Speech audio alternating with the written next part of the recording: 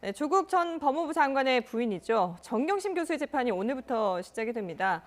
피고인 출석 의무가 있는 정식 공판 기일이기 때문에 지금 구속되어 있는 상태죠. 정 교수가 이 재판이 시작된 이후에 처음으로 아마 오늘은 법정에 나올 수밖에 없는 그런 상황인 거죠. 그렇죠. 오늘은 뭐 법정에 나올 수밖에 없고요. 네. 피고인은 당연히 출석을 해야 합니다. 예. 그런데 일단 4번의 어떤 공판 준비일이 있었는데 굉장히 뭐 다른 재판과 달리 약간 이례적으로 특히 이제 검찰과 재판장 사이에 굉장히 고성도 오가고 네. 그렇죠. 또 어떤 법률적인 측면에서 다툼이 굉장히 있었어요. 그렇죠. 그리고 심지어 4번째 공판 준비기일은 이걸 비공개로 하면서 이제 거기에 대해 또 논란이 많이 있었죠. 네. 그래서 일단 뭐 제일 중요한 것은 중에 하나가 일단 그 9월 달에 기소한 거, 전격 기소한 거. 그러니까 정경심 교수를 수사하지 않고 기소했는데 그 당시에 일단 뭐 그 공소시효에 쫓겨서 기소하다 보니까 일치 장소랄지 공범 관계랄지 범행 방법이랄지 이런 것들을 그냥 추상적으로 두리뭉텅하게 기소를 했어요. 네. 예. 그러다 보면 이제 공판 준비를 가면서 이제 공소장 변경을 하는데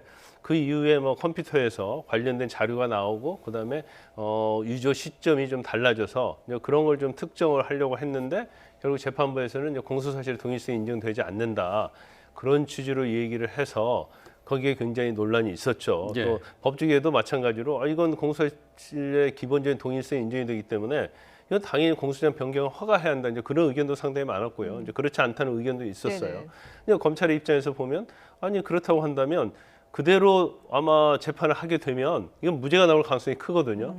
그러면 동일성이 인정이 안 된다고 하면 좋다. 공소장 변경할 그 내용 가지고 추가 기소를 하겠다고 추가 기소를 했어요. 근데 추가 기소를 하면 원칙적 원래 재판장의 말대로 의한다라 하면 사실 추가 기소가 가능해요. 예. 그래서 둘 중에 하나 가지고 판단하면 되는데 재판장이 어떤 얘기를 했냐면 이중 기소가 아니냐. 네. 그러면 재판장이 이중 기소가 아니라고 얘기하는 것 자체는 공소장 처음에 기소하는 거하고 두 번째 기소한 거 공소사실이 동일하다는 걸 의미하기 때문에 제가 볼 때는 법적으로 보면 재판장이 좀 약간 모순된 이야기를 하는 것이 아닌가 싶어요. 예. 예. 근데 여기에 대해서 이제 검찰이 엄청 반발한 거죠. 네. 아니 동일성이 안 된다고 그래서 추가 기소를 한 건데 왜 이걸 갑자기 또 이중 기소로 하느냐. 그러면서 고성이 오가고 그다음에 그 과정에서 어떤 뭐 정기심 교수의 뭐 보석 청구도 고려할 수 있다 이런 식으로 얘기를 하니까 예. 검찰 입장에서는 이거 너무나 편향된 재판 진행을 하는 게 아니냐. 그래서 뭐 서면도 내고 했는데 이제 결과적으로 계속 재판부하고는 뭐 그렇게 사이가 좋지 않았죠. 그래서 오늘 재판 자체 이제 중요한 부분 중에 여러 개가 있지만 예. 그러면 이 이중 기소로 판단하는 부분에서 어떻게 할 것인지 예. 그리고 이제 다른 재판부에서 이제 조 전 장관 재판이 있거든요. 예. 그걸 어떻게 서로 협의해서 같이 재판을 할 것인지 이제 이런 부분들이 오늘 이제 중요하게 다뤄질 거라고 보고 예. 이제 마지막으로 하나가 이제 보석 신청을 해놨거든요. 네네. 예. 그래서 보석 심리도 같이 이루어질지 아니면 이제 재판이 끝난 다음에 다시 보석 신문기를 정해서 네. 보석 여부를 결정할지 신문을 할지 이제 그 부분이 오늘의 가장 중요한 쟁점입니다. 네. 김 변호사께서 뭐 이 오늘 공판에 중요한 쟁점들을 다 이렇게 짚어주셨는데요. 어쨌든 정경심 교수의 혐의는 모두 14가지로 지금 잡혀 있는데 크게 이제 3가지 갈래로 나눠서 볼 수 있겠죠. 이제 먼저 표창장 위조 의혹에다가 그렇죠. 또 입시 비리, 네네. 또 그리고 사모펀드 투자 의혹이 있지 않습니까? 예. 근데 그 중에서 이제 먼저 이제 표창장 위조 부분에 대해서 먼저 따져보게 됩니까? 어떻게 됐습니까? 그러니까 원래 이게 두 개가 병합이 안 됐잖아요. 방금 변호사님 말씀 주셨다시피 앞에 최초에 전격 기소했는 사건하고 두 번째 이제 기소하면서 14가지 사건에 들어갔는 사건 중에 뒤에도 표창장 위조가 있는데 지금 당해 법원에서는 두 개가 다 다른 거라고 이야기하기 때문에 앞에 기소된 그리고 전격 기소된 네.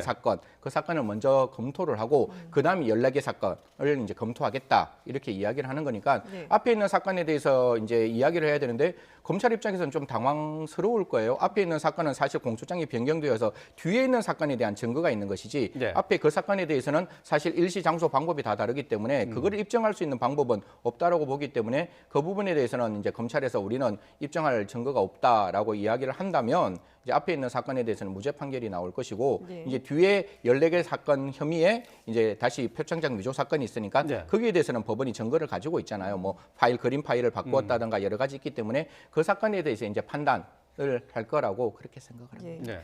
그러니까 엄밀히 말하면 오늘 두 가지 이제 재판이 진행이 되는 거죠. 오전 10시에는 이 동양대 표창장 위조와 관련해서 열리고 그리고 10시 20분부터는 이제 입시 비리 그리고 또 사모펀드와 관련해서 이제 추가로 또 공판이 열리는 거 아니겠습니까? 그렇죠. 이제 그 부분도 이제 물론 이제 소송 지휘에 관한 것은 이제 재판장이 뭐 재량껏 하는 거예요. 네. 그런데 사실 이제 그 표창장 위조와 관련된 부분은 결국 자녀 입시 비리와 관련해서 이제 대학의 어떤 업무 방해 이런 거에 연관이 돼 있거든요. 네. 그러면 제 개인적으로 볼 때는 일반적인 재판에서는 병합하는 게 맞거든요. 네. 왜냐하면 이제 조 전 장관 사건도 병합하는 게 맞아요. 왜냐하면 사건 자체가 다 연결성이 있는 사건이고 네. 그다음에 증거가 중첩이 됩니다. 예. 그러면 이 사건 따로 하면 만약 이 사건에서 A라는 사람의 진술을 부동의하게 되면 그 사람이 법정에 나와서 증언을 해야 하거든요. 네. 그런데 B 사건에서도 똑같단 말이에요. 그럼 똑같은 부동의하면 이 사건에도 증언 한 번 나와야 하고 이 사건에도 증언이 한 번 나와야 돼요. 네. 그래서 이제 병합을 해서 같이 증거를 쓸 수 있게 하면 되는데 이제 재판부는 무슨 생각을 하고 있는지 뭐 저는 모르겠어요. 왜 병합을 하지 않는 이유에 대해서. 예. 그래서 이제 조 전 장관에 대한 재판도 물론 다른 재판부도 하고 있지만 병합하는 게 맞죠. 왜냐하면 증거가 정경심 교수 거의 공통되거든요. 네네. 그러면 증인이 나오면 한 번 나와서 한 번 증언에 있어서 다른 사건까지 같이 공통되는 증거를 쓸 수 있게 만들어 줘야 하는데 아마 재판부에서 아마 재판을 진행하면서 다시 뭐 오늘 재판 자체는 이제 뭐 그 증언을 하는 사람이 나오고 그런 자리가 아니에요. 네. 그래서 인정하느냐 인정하지 않느냐 그리고 이제 공판 준비기일에 있던 쟁점에 관해서 확인하는 그러한 자리이기 때문에 예. 이제 추후에 병합할 수도 있고요. 아니면 뭐 재판장이 이건 병합해서 안 된다는 그런 소신이 네. 엄청 강하다고 하면 결과적으로 병행적으로 이제 갈 수밖에 없는 거죠. 예. 조 전 장관에 대한 기소에 대해서 조금 말씀을 드리면 네. 사실 조 전 장관의 사건이 이제 동부 쪽에서 진행되고 있는 거는 아마 조 전 장관의 의지가 그렇게 네. 따로 가자라는 의지가 있었기 때문에 그렇게 판단하는 거고 아마 그런 어떤 관점에서 전 제일 걱정되는 게 따로따로 그러니까 A라는 법원의 판단과 B라는 법원의 판단이 혹시 결론에서 달라졌을 때 예. 과연 다음에 항소심에서 이걸 또 어떻게 다투어야 될지 분명히 여기서도 분쟁이 발생할 수 있을 거라고 예. 생각합니다. 자, 오늘 이제 정경심 씨 재판에서는 사모펀드 투자 의혹과 관련한 내용도 같이 들여다보게 되는데요. 이제 조 전 장관의 조카죠. 이 조범동, 재판에 조범동 씨의 재판에서 이 코링크 피와 관련해서 조국 전 장관과 정경심 씨가 나눈 문자 메시지가 공개가 됐어요. 자, 이것을 통해서 과연 조국 전 장관이 정경심 교수의 사모펀드 투자 내용을 몰랐겠느냐 하는 의문이 나옵니다. 저희가 지금 문자 내용을 정리를 해봤는데요. 자, 남편 때문에 주식 백지 신탁을 하거나 팔아야 한다고 한다. 그러니까 조범동 씨가 백지 신탁을 할 수 있는 투자처를 찾아보셔야겠습니다라고 얘기했고 남편한테 물어볼게요 이렇게 얘기를 했고요. 근데 이 내용을 이제 또 조 전 장관과 얘기를 했습니다. 이건 또 다른 내용인데요. 지금 이 내용은 이 코링크 P와는 다른 내용입니다. 종합소득세가 2,200만 원대가 나와서 세무사가 다시 확인 중이다. 폭망이다. 라고 눈물 표시를 했고요. 조 전 장관이 엄청 거액이네. 이렇게 대답을 했습니다. 어쨌든 이 내용 자체는 조 전 장관이 지금 뭐 자신은 모르는 내용이다 하는 것을 정면으로 부정하는 내용이 될 수밖에 없어요. 저 내용은 굉장히 정경심 교수가 됐건 아니면 조 전 장관에 대해서 굉장히 불리하게 작용할 수밖에 없는 상황이에요. 왜냐하면 조 전 장관은 사실은 이제 본인 기자회견 또는 청문회에서도 사모펀드가 뭔지도 몰랐다고 네네. 얘기를 하고 있잖아요. 그래서 청문회를 하면서 그때서 알았다고 얘기를 하고 있거든요. 네. 그런데 지금 공직자에 취임을 하면 일부 고위공직에 취임을 하게 되면 3천만 원 이상의 주식을 갖는 경우에는 이제 백지 신탁을 하게 돼 있어요. 그러니까 네. 관련성이 있으면.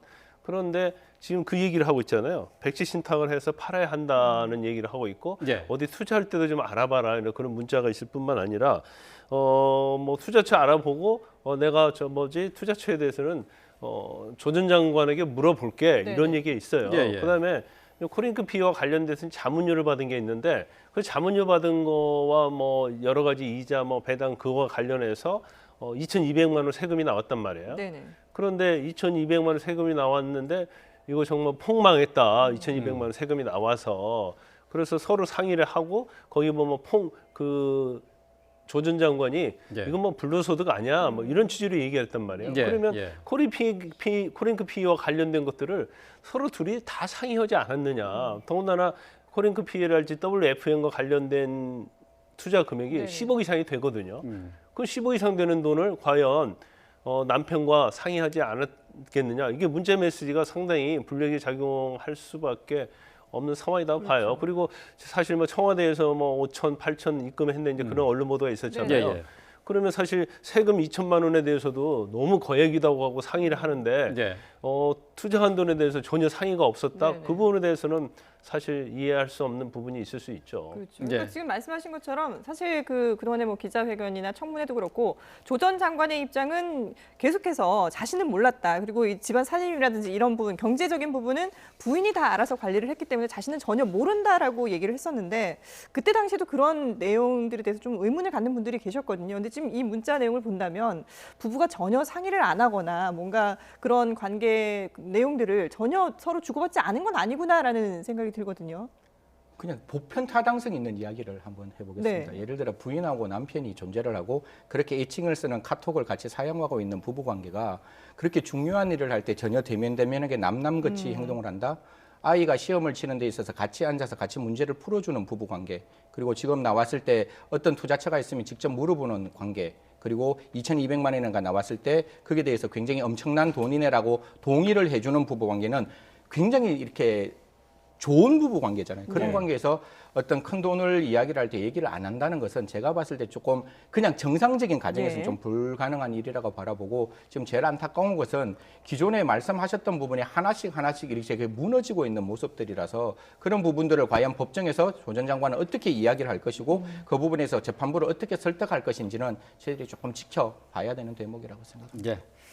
자, 정경심 씨의 재판은 조금 전부터 시작이 됐습니다. 재판 관련 소식 들어오는 대로 또 전해드리겠습니다. 네, 지금까지 김광산 변호사 그리고 승재현 한국형사정책연구원 연구위원과 함께했습니다. 잘 들었습니다.